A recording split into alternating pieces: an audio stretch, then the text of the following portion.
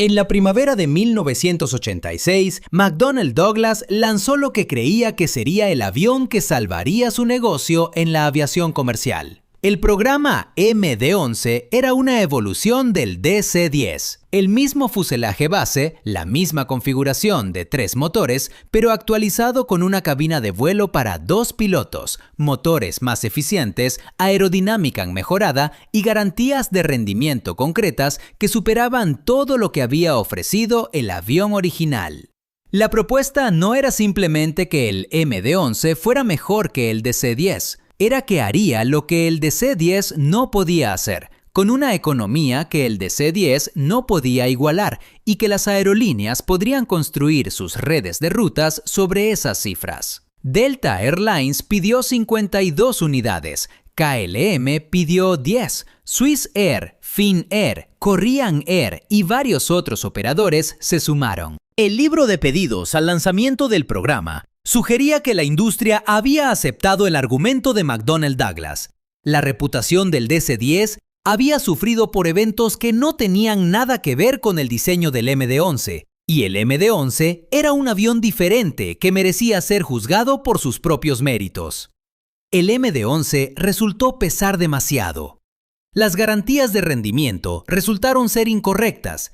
Para entender de qué trataba de recuperarse el MD-11, hay que entender en qué se había convertido el DC-10 en 1979. El Douglas DC-10 entró en servicio en agosto de 1971 como un avión de fuselaje ancho y 3 motores capaz de transportar entre 250 y 380 pasajeros en rutas donde el 747 era demasiado grande. Sus primeros años fueron sólidos. American, United, Continental, KLM, Swiss Air y muchas otras aerolíneas se comprometieron con él.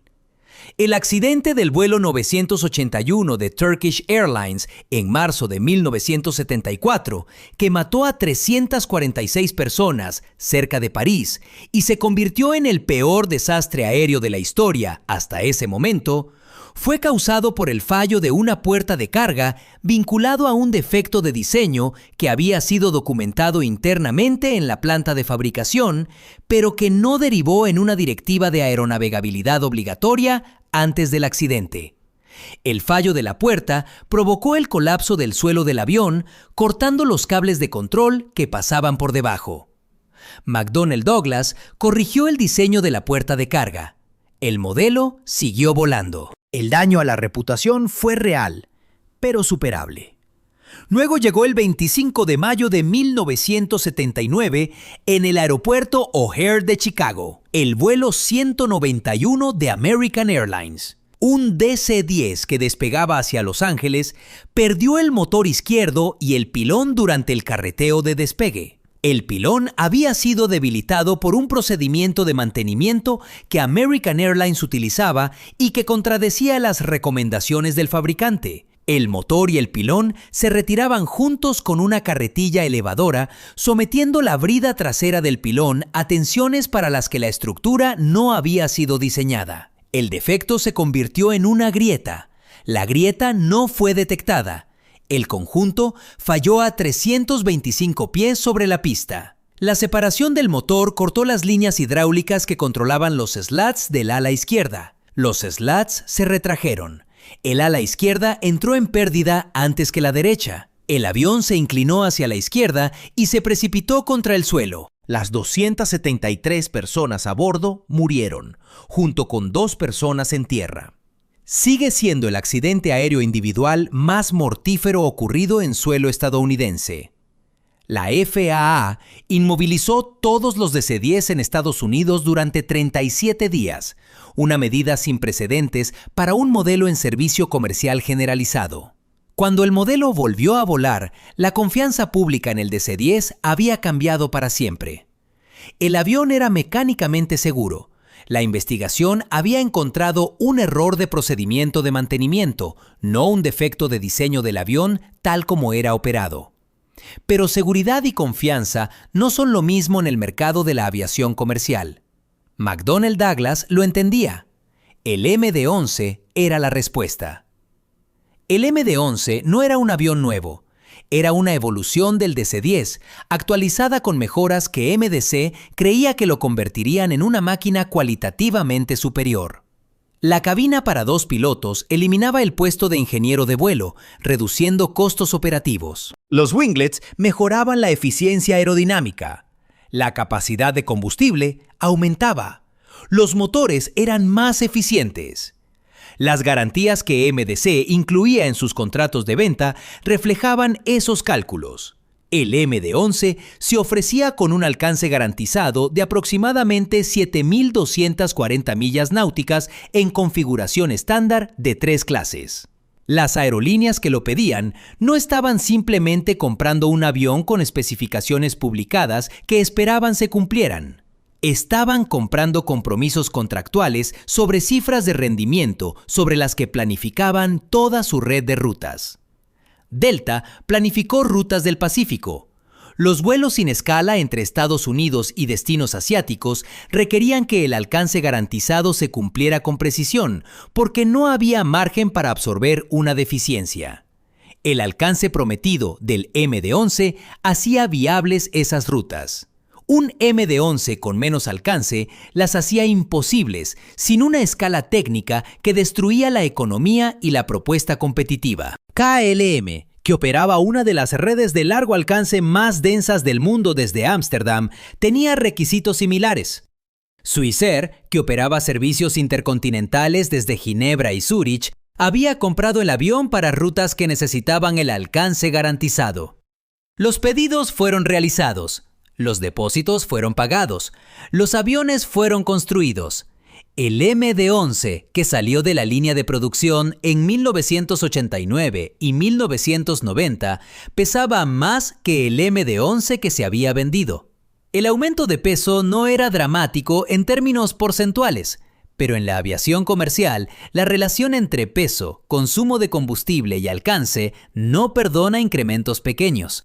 Cada libra de peso vacío adicional es una libra de carga útil o combustible que no se puede llevar. Con los valores de carga y alcance que MDC había garantizado, el peso vacío real del MD-11 se traducía en una deficiencia de alcance de aproximadamente 500 a 600 millas náuticas con carga completa de pasajeros en tramos de largo recorrido. 500 millas náuticas es la distancia de Nueva York a Cleveland. En una ruta transpacífica, es la diferencia entre aterrizar en el destino y verse obligado a hacer escala en algún lugar intermedio. En las rutas que Delta había planificado, Los Ángeles a Tokio, Atlanta a Frankfurt a plena capacidad, la deficiencia cambiaba por completo la propuesta comercial de operar el avión. MDC intentó soluciones técnicas. Los winglets se añadieron parcialmente para abordar la deficiencia. Las optimizaciones de software del sistema de gestión de vuelo podían mejorar la eficiencia en crucero en un pequeño margen. Las correcciones eran reales y las mejoras medibles. No fueron suficientes. La diferencia entre lo prometido y lo entregado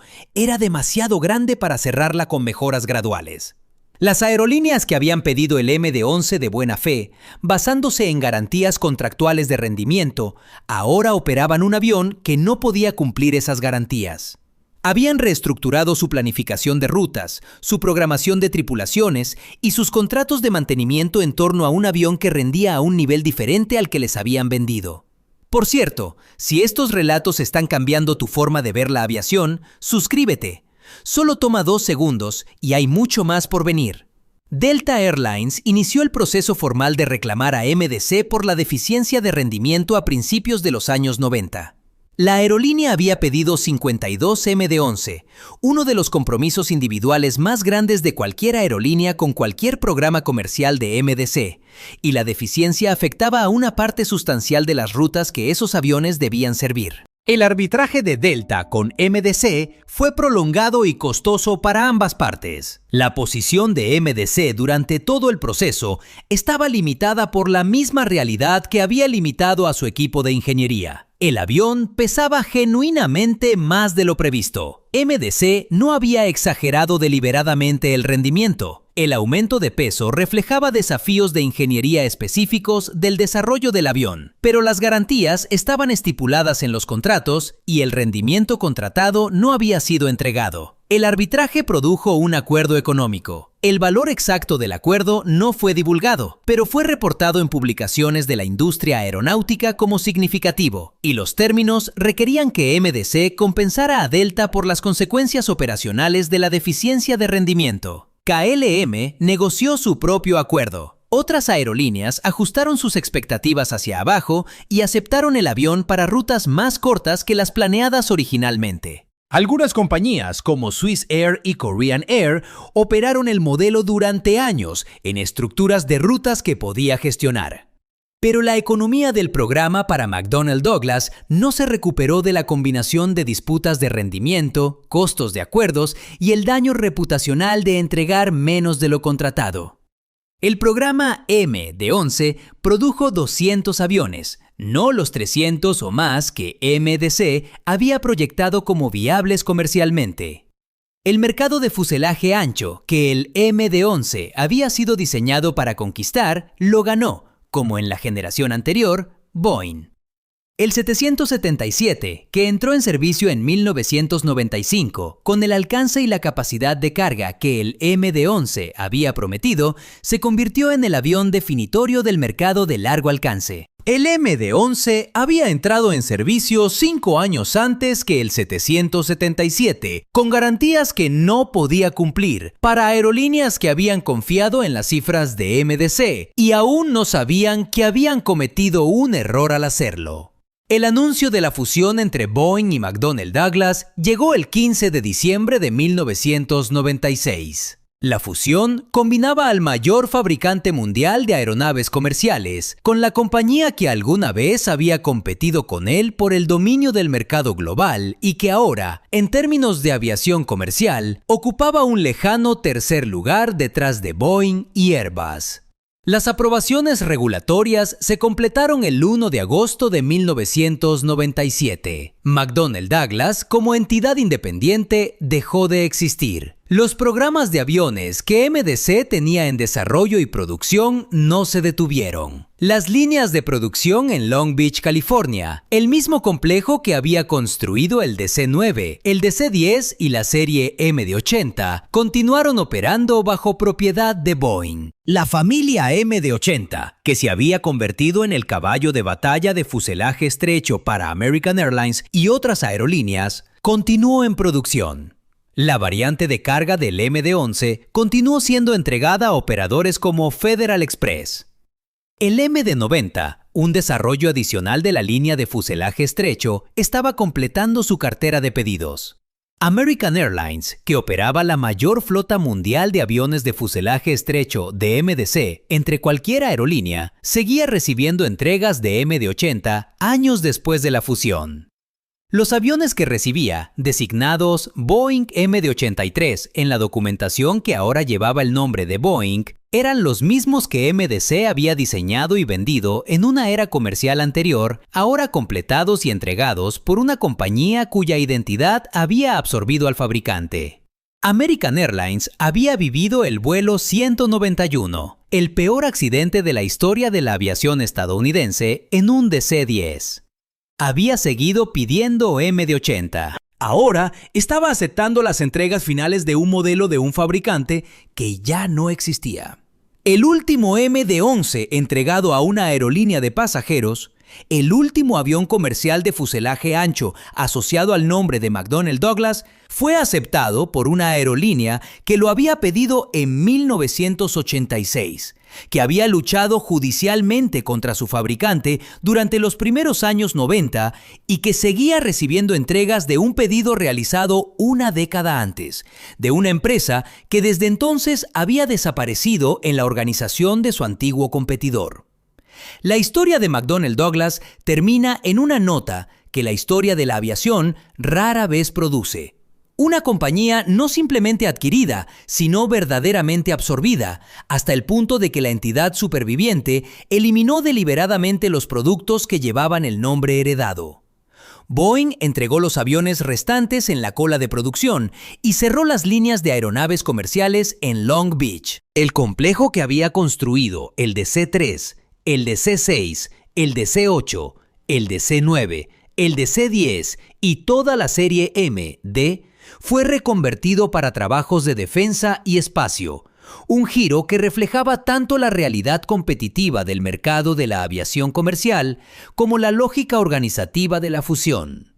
Lo que la historia del MD-11 demuestra, en su forma específica y documentada, es el costo comercial de vender aviones basándose en proyecciones de ingeniería que el proceso de fabricación no pudo validar. El peso que se acumuló en la estructura del MD-11 no fue una tergiversación deliberada. El avión fue construido según sus planos finales y los planos fueron construidos según las especificaciones finales de los ingenieros. El fallo estuvo en comprometer esas especificaciones ante las aerolíneas como garantías contractuales antes de que el trabajo de ingeniería estuviera suficientemente completo para hacer el compromiso de manera confiable.